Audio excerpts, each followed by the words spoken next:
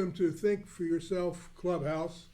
We have it should be an interesting program today. We're going to interview Elliot Forhan. Did I pronounce the name correct? You got it. Okay. Who is a candidate for Ohio Attorney General.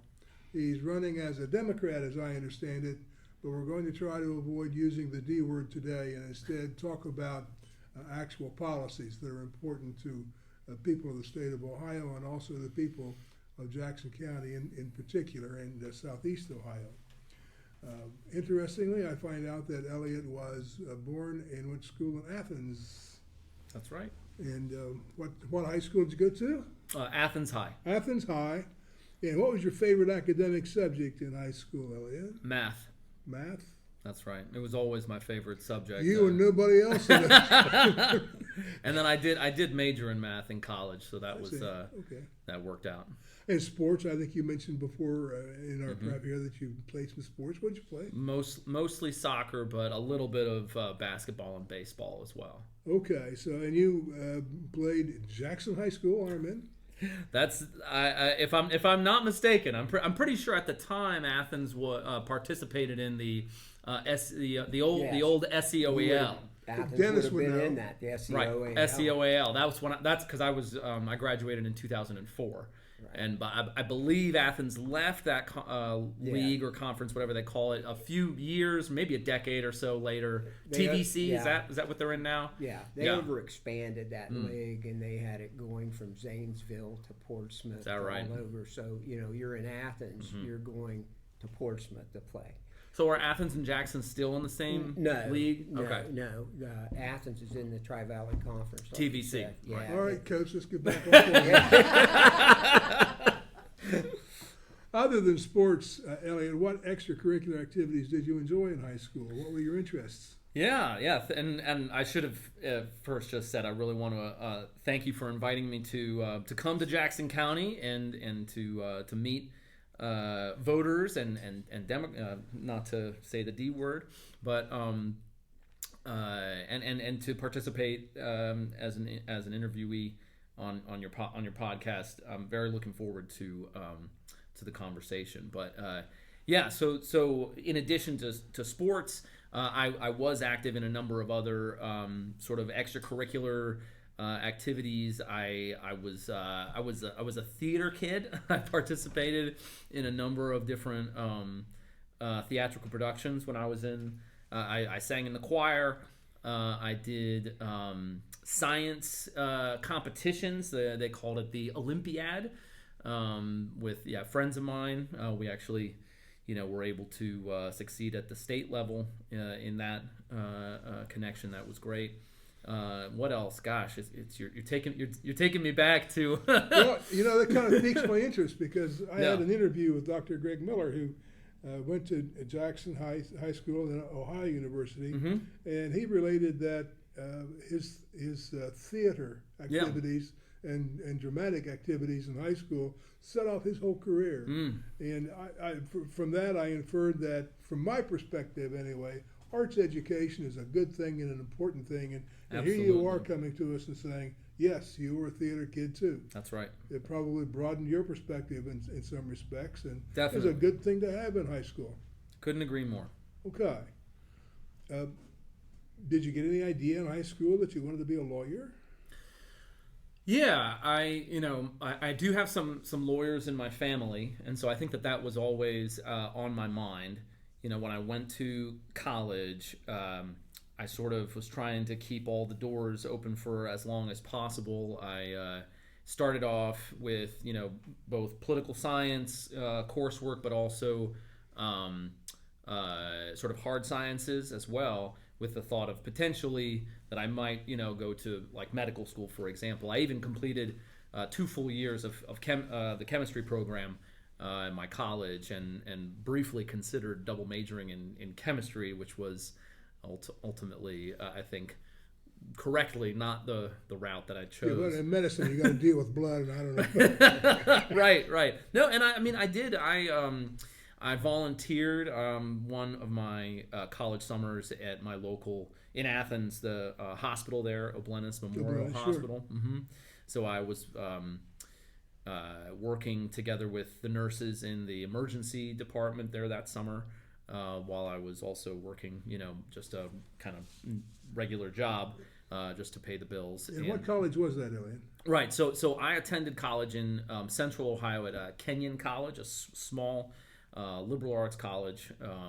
And I also I did play on the soccer team all 4 years as well, co-captain of my senior year. So that was that was a really cool part of my college experience. So you're presenting a picture of your education so far was kind of well-rounded. There lots of different aspects to it, all the way from math over to theater. Like to think so. I tried to get involved in a lot of different things and interact with a lot of different people. And I mean, I had a great experience at Kenyon and also in high school in Athens. Now, did you go straight from Kenyon over to law school? I did not. No, I spent 2 years. I was working in just outside of Boston, on the East Coast.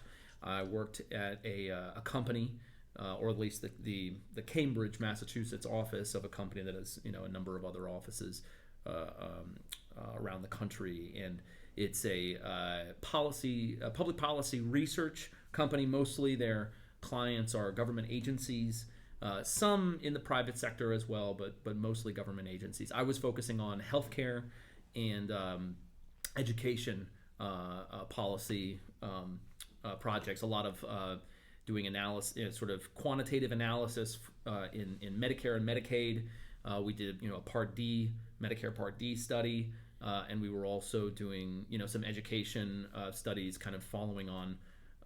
They had done a large evaluation of the Teach for America program, and we're doing some sort of follow-on studies in that. So you showed an interest in the public sector even before you went to law school.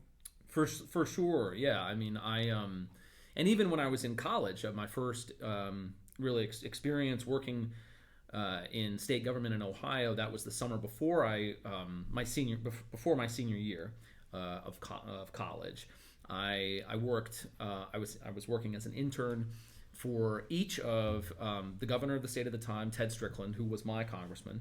Did Ted represent Jackson County as well? Yes. He has fond memories. Very good. Yeah, I have memories of him, coming to Athens High School when I was, I don't know what, a junior or senior or something, and.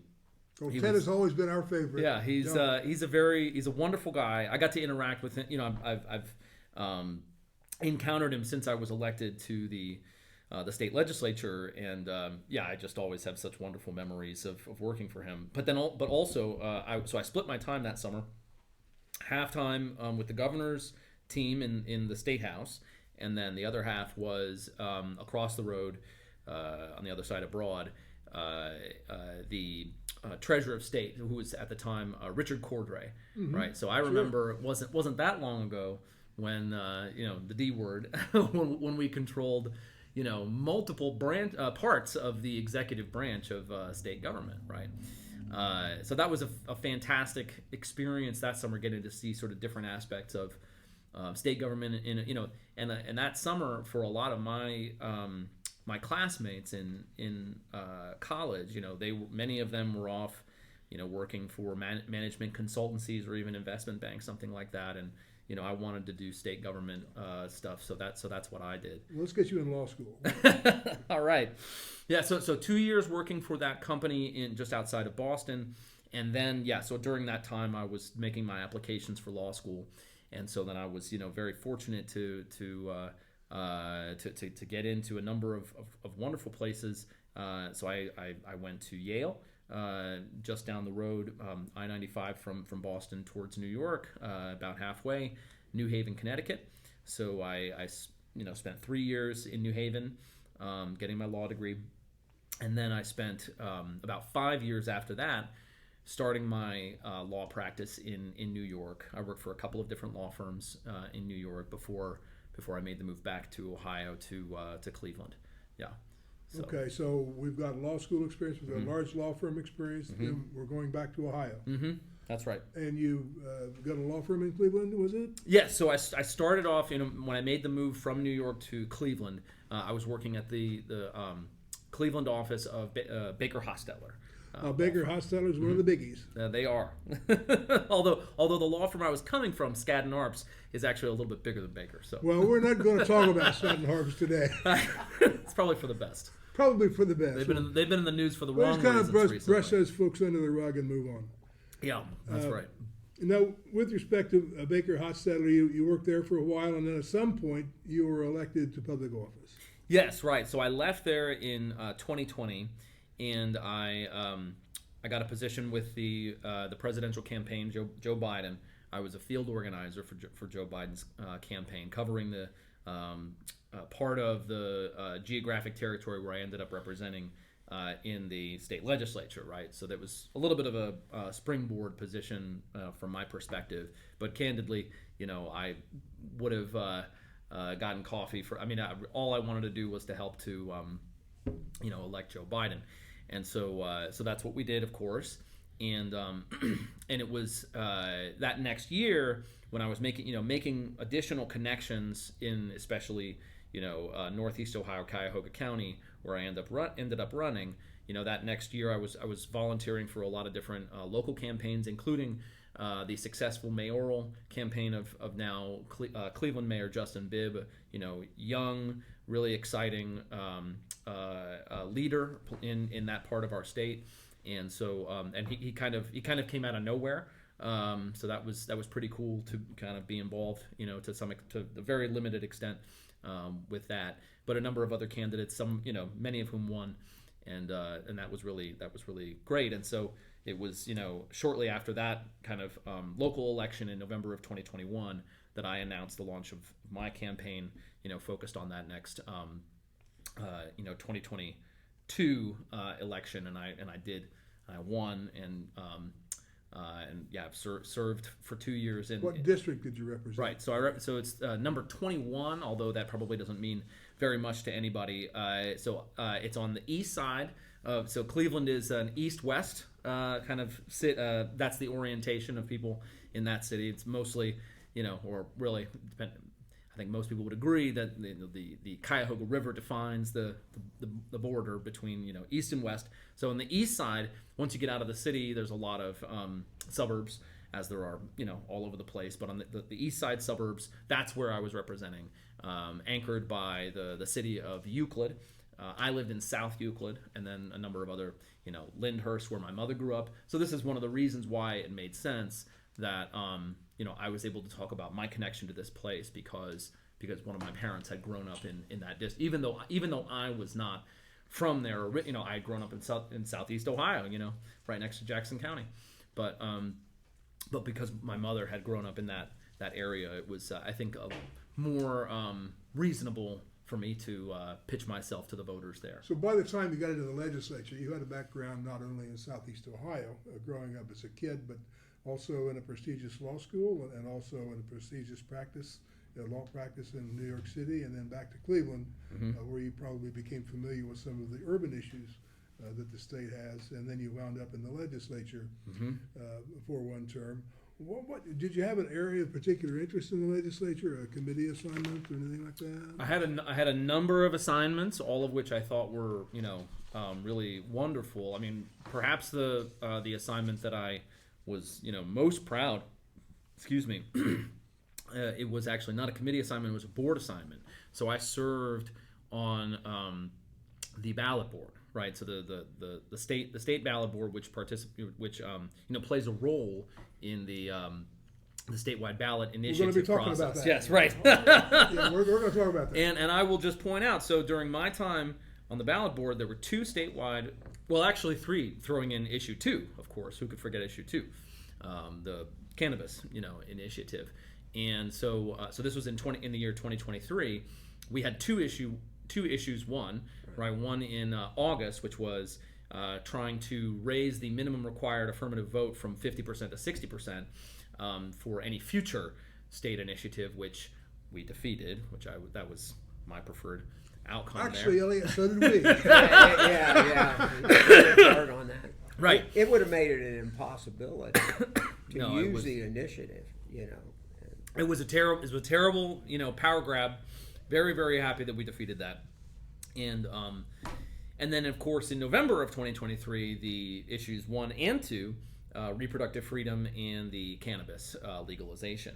And so so all those three, that was while I was a member of the ballot board, and the side that I wanted to succeed with respect to each of those three succeeded. And then the next year, I was no longer on the ballot board, and something different happened. That was, of course, issue 1 last year with the redistricting. So yes, right. I'll just point that out. All right. Let's move on to some issue inquiries. Maybe we should turn the furnace off so we don't have any background noise. Elliot, you don't mind my calling you Elliot? No, please. Are you familiar with the fiscal crunch that especially rural Ohio public schools are experiencing? I believe the number for the city of Jackson schools is, and you correct me if I'm wrong, Dennis, 1.3 million reduction below what we had last year. And for a school district that was a pretty bare bones to begin with, that's quite a hit. Now that's in the context of urban areas in particular, and perhaps the northern areas of Ohio. You're getting voucher money for private schools, charter schools, so that the overall education funding is going up, but public school funding, especially in southeast Ohio, is going down. Another tragic area is Vinton County. I think one of the least populous counties in Ohio, and they're getting hit with the reduction. And no private schools, no parochial schools within Vinton County. Yeah, we have one private school in Jackson County. I think it's 267 kids, Dennis, something like that. So we're a public school community, and the communities around us are public school communities. And my general question is, what do you think should be the policy of the state of Ohio concerning how public schools should be paid for? Well, I first want to just say that I really appreciate the question. It is a central part of the campaign that I'm running right now, is that if I am elected Ohio Attorney General, I will seek to enforce the guarantee under the Ohio Constitution of equal funding of public schools, right? So it's been, and I don't remember the year, but I perhaps you know off the top of your head of the DeRolf decision, and I think that what was missing from that decision was enforcement, right? I mean, we basically, the court systems have let the Ohio Republicans who are running the state for the past 20 years get away with violating the guarantee. And I think we need to go back to the courts and say this is not acceptable. We need real enforcement. Well, we have some pretty sharp focus here, Elliot. And again, Dennis, this is kind of your area, so correct me when I go off. A number of school districts, dozens if not hundreds, are suing the state of Ohio for adequate funding. There is a pending lawsuit. Lawsuit's been going on for a long time. Okay. Now, if you were the Attorney General of the state of Ohio, what would be the position of the state in the school funding litigation? Yeah. Well, and I appreciate you bringing that to my attention. I'm a little embarrassed to say I was not aware, but and I would want to look at the the specifics, of course, but assuming that it is, and I have no reason to doubt that what you're describing is accurate. Yeah. I think a lot of people do not understand that we're in violation of the Ohio Constitution. Exactly. And we've been that way since the early 1990s. Is when that happened. I think it was like 1993 when that decision was made. And so we've been operating under an unconstitutional plan for that many years. That's right. Dennis, how would that work? Are these school districts saying, look, there's a best practices level of, for example, how many kids are in school, how many teachers per student, how many reading instructors there should be for the kids, and that generates a certain amount of financial need, and that's where the state should make sure that its subsidy in addition to the local tax levy should be at least that best practices number.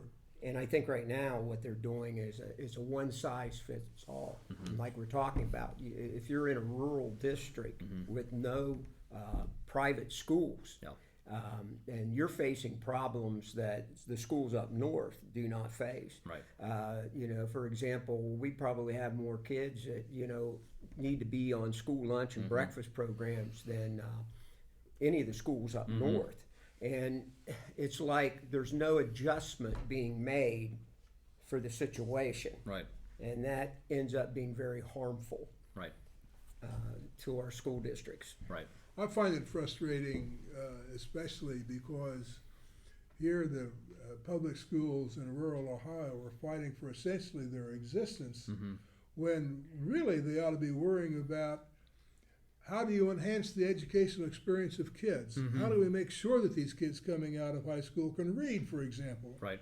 How do we provide a meaningful arts education so that people can have a little enrichment like you had, like my friend Greg had? These kinds of things ought to be where we are, instead of saying, how do we keep our schools open, for goodness sake? It's just a scandal. We have a rich country. We shouldn't have this kind of problem. That's enough preaching for me, I guess, on this issue. But if I may, I mean, I was there in 2023 when the General Assembly passed the budget bill that included, the billion plus, multiple billions dollars per year even for the vouchers, right? But they didn't just do that, right? So the same budget bill, okay. We voted on it in end of June 2023, but this was just the most recent in budget cycles that have stretched back 20 years at minimum. And when I say they, I'm talking about the folks in control in Columbus, which is the Republicans. They gave a billion plus dollar per year tax cut to richest Ohioans. 85% of the benefit of that tax cut went to the top 15% income earners, right? That's a tax cut for the rich. And I think the vouchers too are mainly going to wealthy absolutely. families. Well, I mean, in order to use the vouchers in the first place, you have to have, as you were saying before, you have to have a parochial school or private school nearby, which, Jackson, you said, had one. Yeah. Vinton doesn't have any. Does Washington County, does Monroe, does, all these southeast, Scioto County, how many, are down there? Anyway, probably not too many. But in the first place, you need that. In the second place, you need to be able to afford to go there to use them in the first place. Right. I mean, just because you get a voucher doesn't mean that the price is zero. No.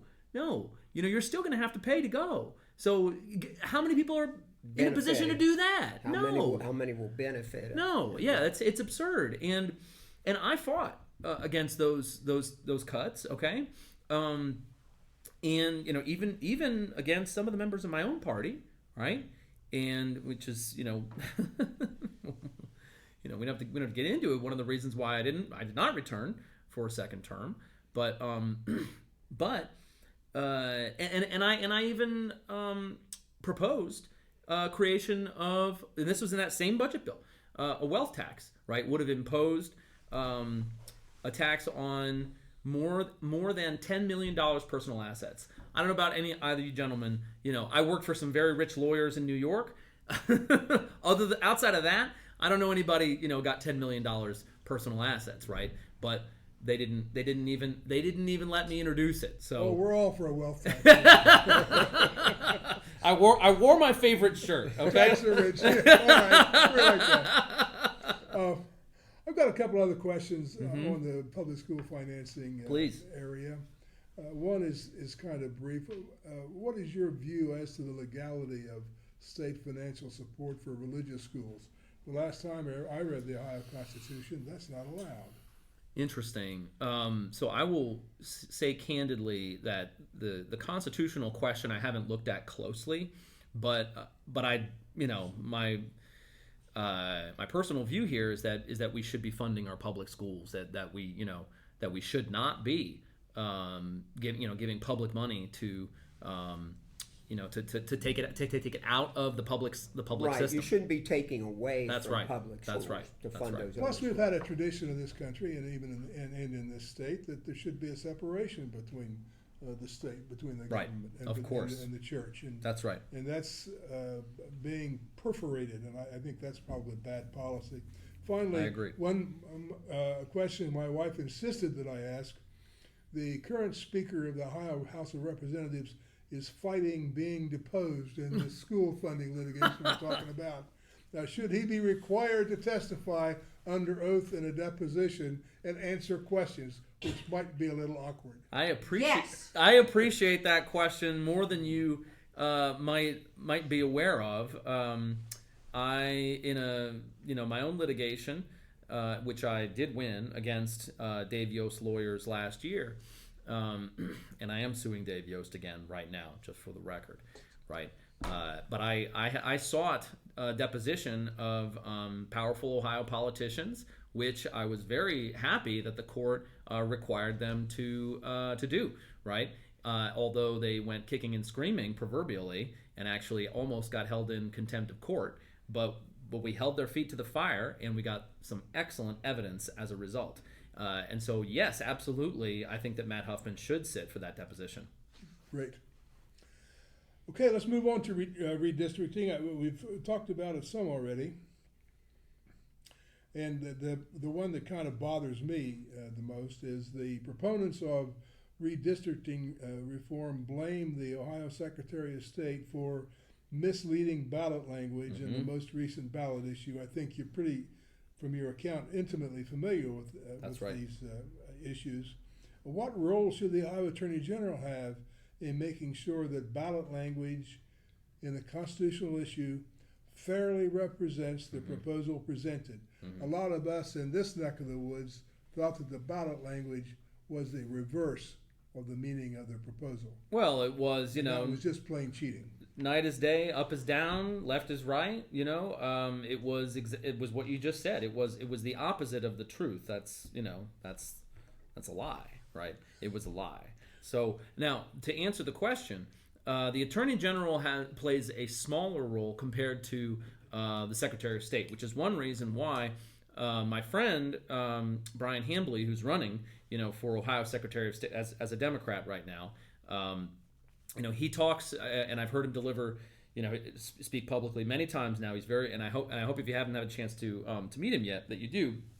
But he talks very passionately about the effect on people's lives, and he's a doctor, right? And so he talks about the effect on people's health of the gerrymandering, right? Because it affects everything, right? And I think that's exactly correct for him to do, because the Secretary of State role does play, or that position does play a large role in as we all saw last year with Frank LaRose's terrible ballot language. The Attorney General does play a role, but it is a smaller role. Well, I was going to ask, and there may be some viewers out there who are wondering, Lisa had a question too. Oh, sorry.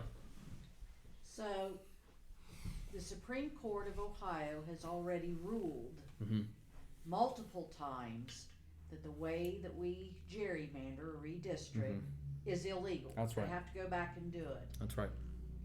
While you aren't a great role in putting the language together for ballots, wouldn't the Attorney General have a massive role, however, in enforcing what the Supreme Court ruled? That's another way of asking the question I had, Elliot, which was, can the Attorney General sue the Ohio Secretary of State?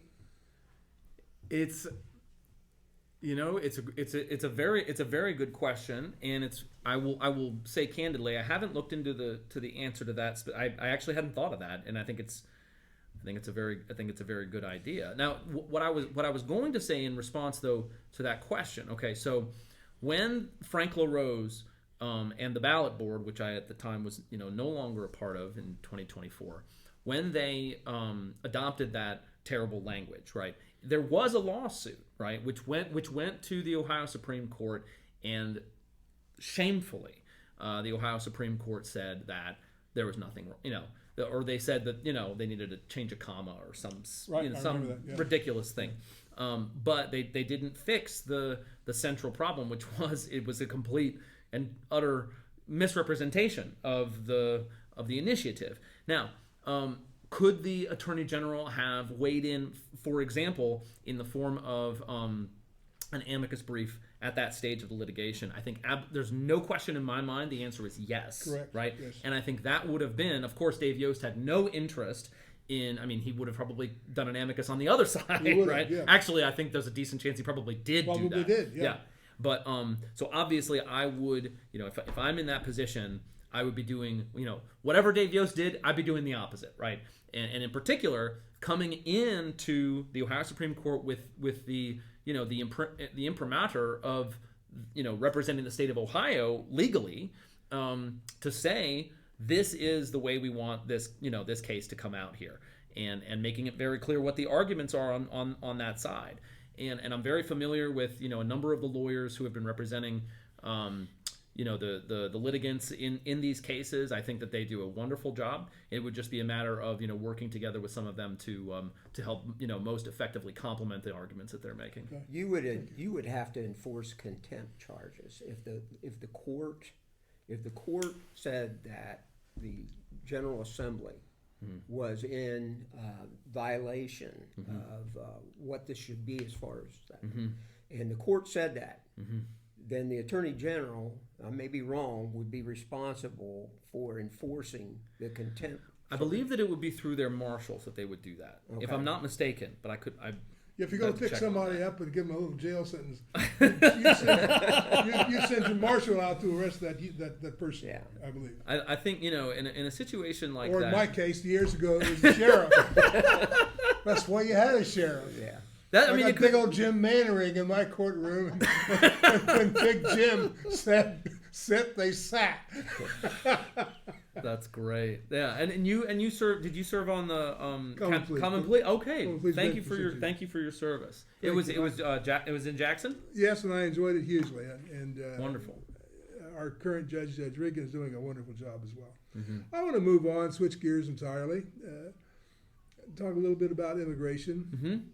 Even in Jackson County, we have had occasions in the courts where a defendant is determined to be a non-citizen. The federal immigration forces demand that the defendant be turned over to them for deportation or rendition or whatever the word is that puts them in that prison. Right. The court personnel are not at all confident that the defendant will receive due process after they leave the Jackson County court system. Right. We're very proud in Jackson that we know what due process is. Not everybody does. Clearly. Nowadays, it is even possible that a Jackson County court defendant could be seized by the federal authorities and shipped without any hearing to the notorious prison in El Salvador. Horrible. Does the Ohio Attorney General have any responsibility to assure due process for non-citizens caught up in local criminal prosecution? So first, I just want to say again, I cannot overstate how much I appreciate that you do ask this question. The past few months, I have been thinking a lot about the meaning of our Constitution, and in particular in view of the conduct by the federal government, and specifically the executive branch, and more specifically the president himself. From the impoundments and preventing the spending of money that's been appropriated by Congress, which is supposed to have the power of the purse, the elimination of entire federal government agencies without any enactment by Congress of any law to that effect, and to these extraordinary renditions, as you were calling. In simple terms, what are we talking? We're talking about kidnapping and human trafficking. That's what that is, right? Sending picking these people up, moving them quickly to evade jurisdictional rules, right? Flying them, out of the country to what is, as far as I can understand, basically a concentration camp in a foreign dictatorship. I'm going to use the term. And they're arguing right now before the federal government. They have no responsibility to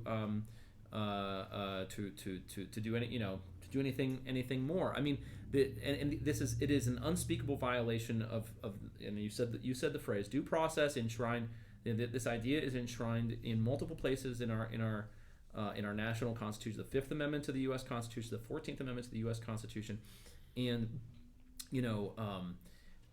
what is the absence of due process? What does that mean?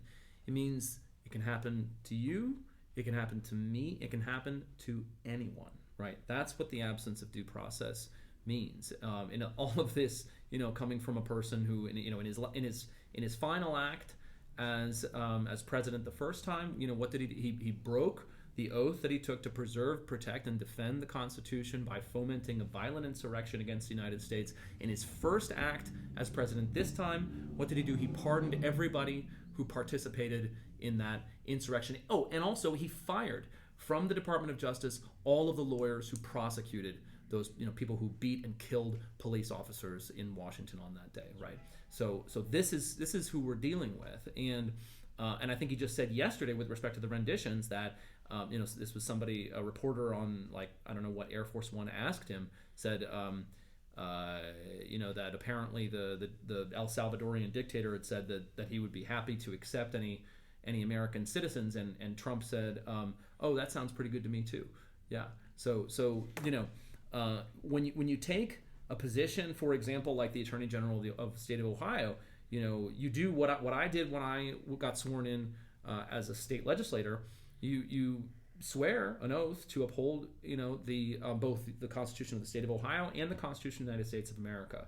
And so, it would be my duty as the Attorney General of the state of Ohio to do everything that in my power to ensure that that due process is followed in every in the state of Ohio, but to the extent and there are attorneys general across the state of across the United States right now, and it's mostly Democrats, but perhaps some other folks as well, who are getting results right now in courts, right? Again, stopping the illegal actions by Elon Musk, Donald Trump, in this federal government, right? And so what is Dave Yost doing? I mean, he's not just standing on the sidelines, right? He's cheering on Elon and Trump. Okay, so if I'm Attorney General, we won't just be joining that fight; we'll be leading that fight. Okay.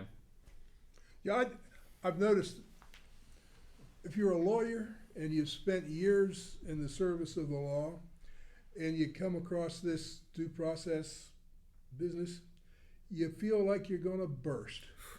You just feel inside it's just everything you think about, everything you care about. That's right. And these people, that poor Garcia fellow, it's horrifying. They sent him to a concentration camp, and then they say they can't get him back. I just want to scream. There was 60 Minutes did a study on the however many it was, 200 or those poor Venezuelan people who were on that horrible video that the White House created, the fascist, terrible, and there was some 200 or maybe 250 or something, and 60 Minutes did a study that said something like 70% of them had no criminal history at all, yeah. and the rest of them, they had gotten it was like a some sort of traffic violation, just the most mundane. These are not. I mean, they don't have any evidence that they've showed that they're actually part of. And even if they did, I mean, guess what? Gang members get due process. Everybody gets due process. That's the point of it. That's the point of due process. Okay. That viewers should note that if you paid attention to some of my shorts on my other videos, I was using much the same language that Elliot articulated today. It's the way lawyers think about this problem. Mm-hmm. All right, opioid drug policy. We still have a severe drug crisis in rural southern Ohio, Elliot, because of Narcan availability. That's the stuff that you shoot into the victim. Mm-hmm. We're suffering fewer deaths, but the city police have gone after numerous crack houses in our town. Mm-hmm. The courts are still seeing the results of opioid addiction. We may find that there will be fewer federal dollars available in the future for drug treatment programs. Mm-hmm. What can the Ohio Attorney General do to advocate for more and better responses to the drug epidemic? Well, I think we, really should prosecute the worst offenders, and that's the pharmaceutical companies who produced, the well, at least with respect to that sort of earlier wave. I know, the fentanyl now might be a more nuanced situation, but did Purdue or any of the other companies? I mean, I don't know to what extent have they fully accounted for their misconduct in this problem. So that would be where I would start, at least. But what you said about the money. I mean, the way that I see, and for so many of the things that I'm running on my campaign, right? It starts with this idea right here of tax the rich, and I'll explain why. When you don't have hope for a better future, that's where the way that I understand, that's where the drug addiction becomes a very, very serious problem on a mass scale, right? And in this country for generations now, we have permitted our society to stagnate, right? And I mean, in terms of social mobility, the idea that that your life, you have better chances than your parents did, and your child has a better chance than you did, right? We have been going in the opposite direction there for generations since Reagan Revolution and even before, where we took at the end of the Franklin Delano Roosevelt administration to end the Great Depression. Our top marginal tax rate at the federal level was approaching 80-90%, right? We knew how to do things back then, and we avoided fascism in the 1930s and 40s, and that's largely because of the leadership of people like President Roosevelt. And in the generation since then, we have let that all slide away, and I think we need to get back to those. Those are the basics for me. Those are the basics. And once we have a society that gives people a chance to do that, to do better than their parents and have their kids do better than they did, that's where the hope returns and where the drugs fall away, right? So this is the sort of the bigger picture that I take, the bigger view, and it starts by tax the rich, right? Because then we have the resources as a state to do things that lift all the boats and give everybody the opportunity to achieve, the prosperity, the freedom, really, that they deserve. And in southeastern Ohio, you might express it as economic development. Sure. To get jobs in progress here. Lisa's got our producer Lisa has a question. In Jackson County and really most of the state, we have a jailing crisis. Mm-hmm. What would your stance be for every new jail built? They have to have a cask associated with it, and that's a community alternative sentencing center. How those work are, I'm the judge over a treatment court. Mm-hmm. You need to be cleaned up. Mm-hmm. I also feel that you also need to do some incarceration. Mm-hmm. If you enter into the cask, as long as you are in treatment, you may remain in the cask in treatment for your addiction instead of being. You have the free will, though, to literally cross a line into the jail if you no longer want treatment to finish out your sentence. Mm-hmm. The benefit is while you're in the cask, you are treated with mental health professionals, drug treatment professionals, and it is funded through Medicaid, if you're on a Medicare system, private insurances, so it's not under our tax base. Mm-hmm. The Attorney General is on the board of the state for approving all new facilities. Mm-hmm. So what would you look at looking at a board like this, and if we do start building new jails that we all desperately need down here to include, because most of our offenders start at the smaller level drug addiction fueling issues, where if we could sentence them to a cask, because as it is now, if you tell them they have to go to rehab, they're free to walk, period, with no other consequences, and then you have to run them down. And Lisa's speaking as a professional in our local municipal court system. Got it. And thank you for what you're doing. And this is educational to some extent for me. I hadn't heard of these the cask as you're describing them. And I mean, but I think alternative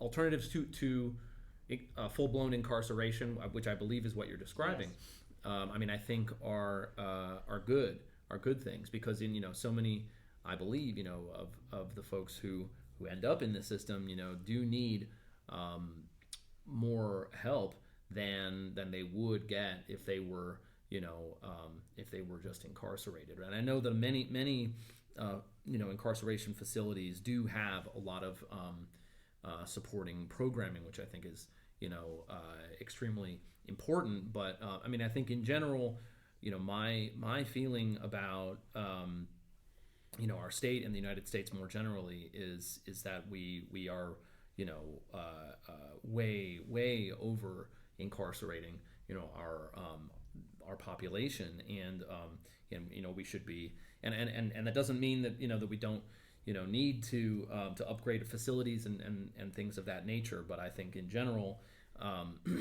we should be trying very hard to reduce the population that is incarcerated. That would be ideal from my perspective. But that requires bigger picture changes, like taxing the rich, which again would be able to which would enable us to provide the sort of the basic needs that people require, so that they can build the lives for themselves that they want, and don't slide into crime and drugs and these things. And of course, I'm not suggesting that we would not have that we would not need to incarcerate. I think that's just part of society, but I think we've at the moment we are far too much in that direction. Yeah. Lisa, do you know anything about people that have just been incarcerated, what their return rate of going back to jail is? Anything in this county or anything? Not with this county, but the recidivism rate is known to be in the 60 to 70% if they do not have a good community support system when they return. Mm-hmm.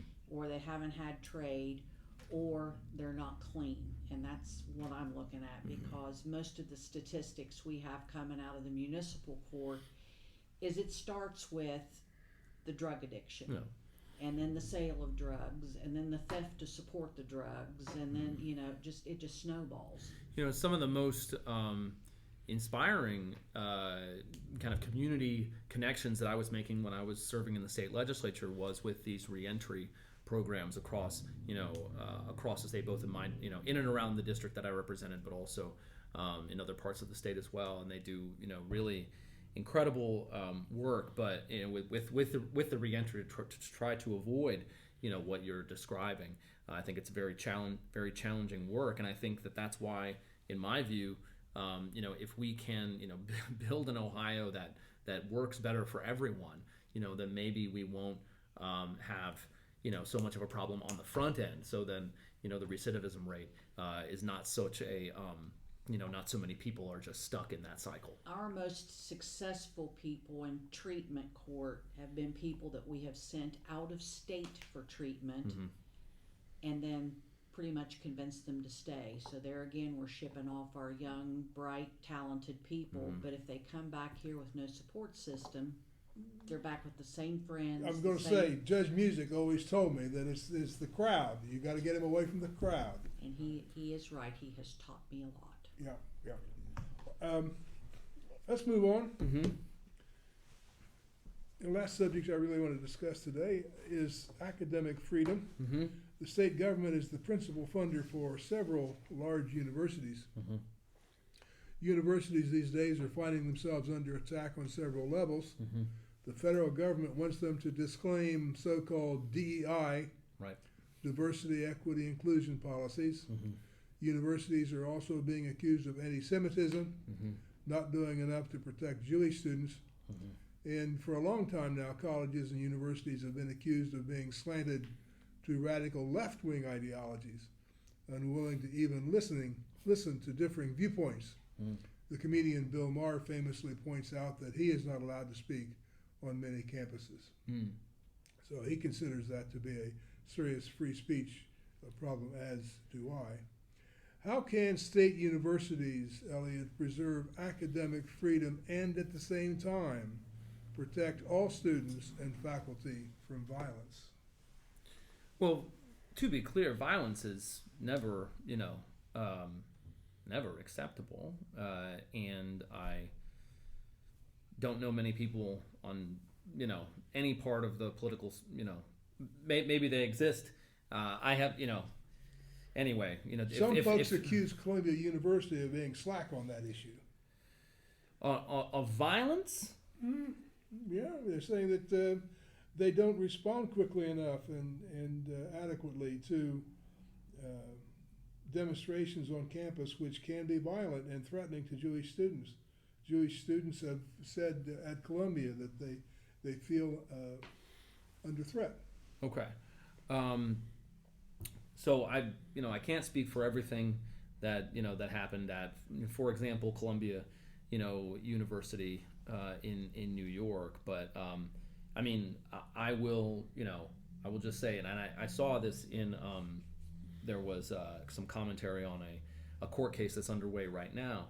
And I think it actually did have something to do. I don't know if it was Columbia or another university, but it was a group of students who were purporting to represent I guess maybe Jewish interests on campus, something like that, right? And and the judge was saying to their lawyer, the briefs that you've been filing are essentially saying that the speech that you don't want is makes your clients feel uncomfortable. And the judge said a lot of speech makes people feel uncomfortable. Absolutely. And that is just that is not a basis on which to stop people from communicating, right? I will just come clean here, which is that I do not believe that criticism of the policies of the government of any state in the world, Israel or otherwise, is in and of itself bigotry, right? And I abhor bigotry wherever I find it, in all forms, including anti-Jewish and anti-black and every other type, right? I was raised by two women. My parents are gay. I grew up with very, very aware of homophobia throughout our society, and I felt it very keenly, when I was growing up, and I'm so thrilled that that the country that I live in changed in such a dramatic way over the past couple of decades in this area. I officiated the wedding ceremony of my parents. That was in 2015, just a few months after the announcement by the United States Supreme Court of the decision in the Obergefell versus Hodges case, which of course originated from out of the state of Ohio, in fact.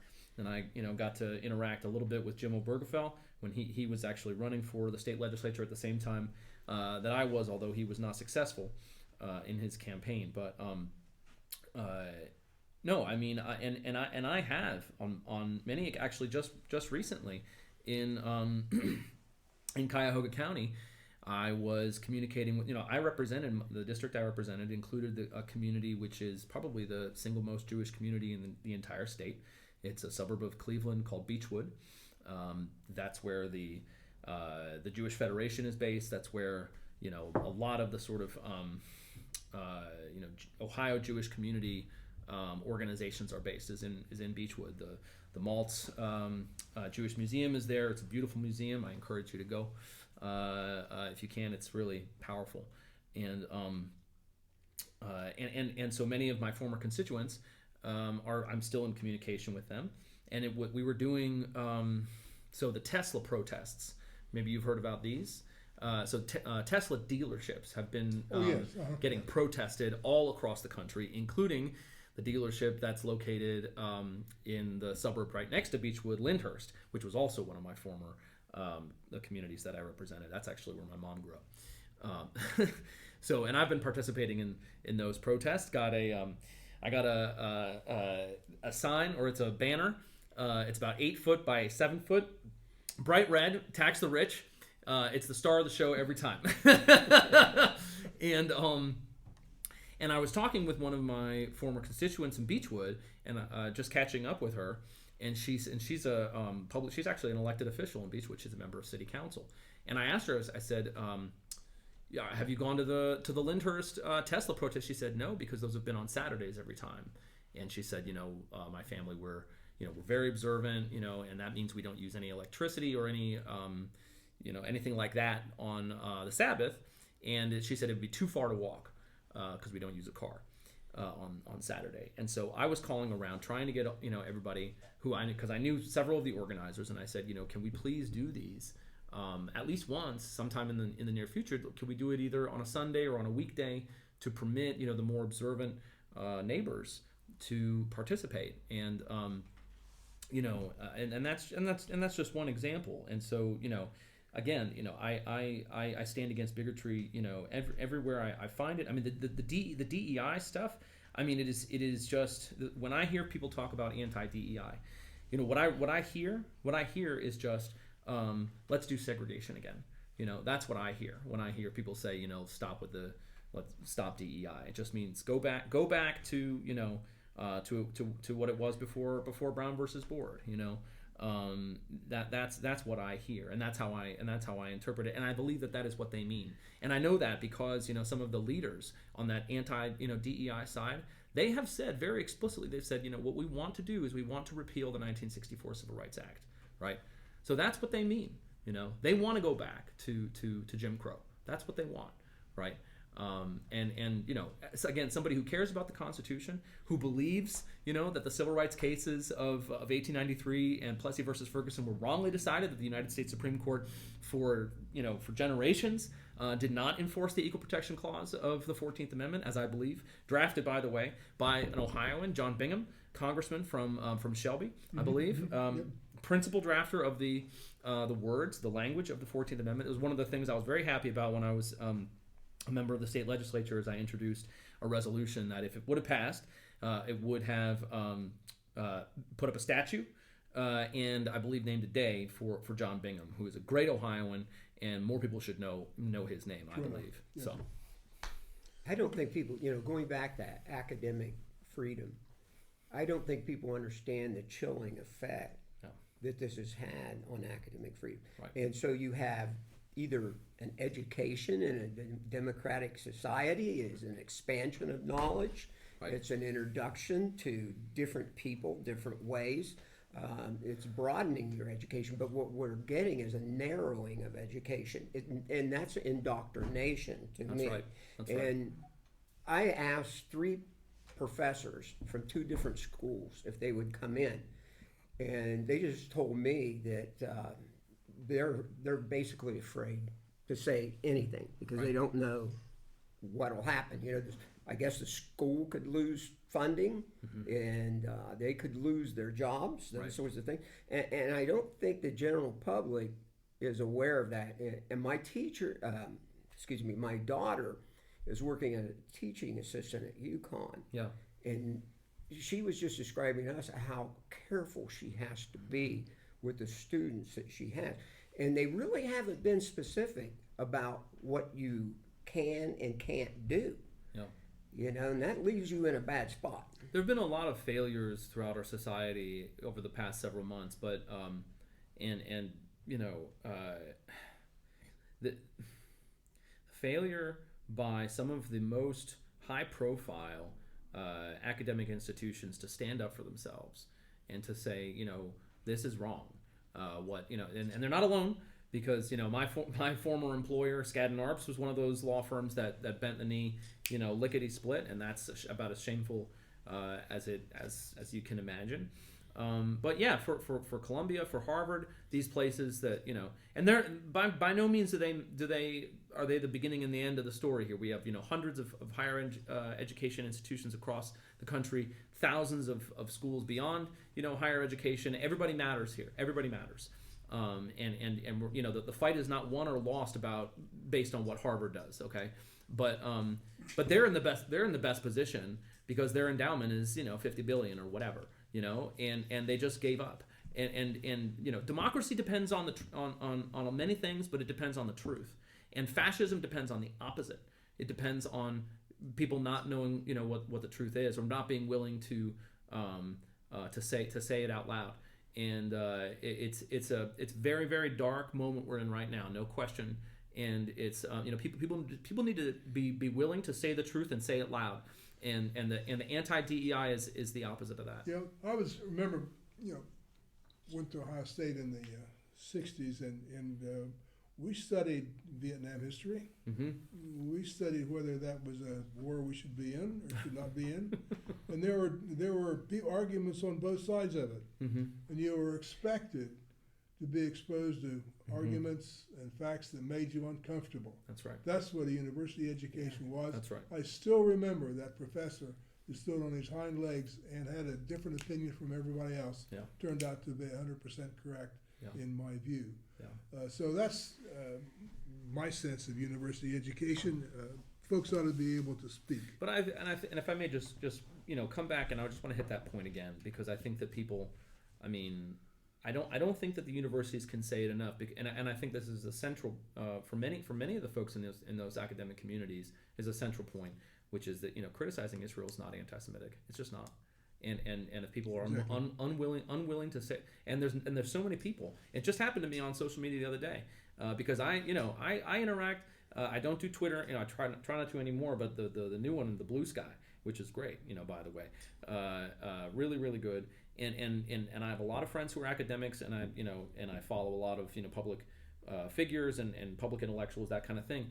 And I'll pose that question to them on social media, and it's very, very rare that any of them will actually respond. And actually one blocked me, without even responding, Mm-hmm. right? But the interesting thing I found was the Jewish academics were the most likely to respond and to say very emphatically, no, it's not anti-Semitic, So I appreciated that. Yep. Last question: yes or no, if you like. Do you believe in capital punishment? You put your finger right on it.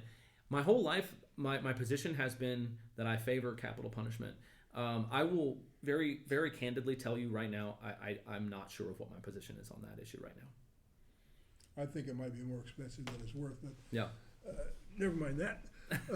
Dennis, any closing remarks? No, just that, I enjoyed talking about the education. I had a great time today. Yeah, thank you. Elliot, did you have any closing remarks? I just want to say again, thank you so much to the Jackson County Democrats for inviting me, not only to meet with you, but to participate in recording this podcast episode. I look forward to listening in and to listening to your other episodes as well. Thank you.